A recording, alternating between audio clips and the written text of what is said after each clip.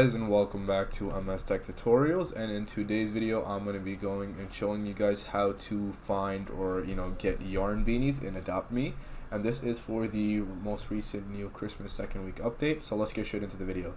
So as of right now there are only three ways of unlocking yarn beanies. One way is by completing event mini games, and you have a 12.5% chance to earn it.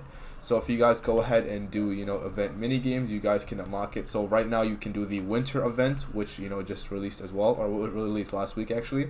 So if you guys go ahead and do the event, you guys can go ahead and have a chance from getting it from them. So another way is by completing it. I believe you can receive one for completing your daily tasks.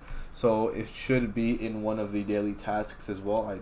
So if you guys complete your daily task, maybe like in the later days, you will unlock that as well.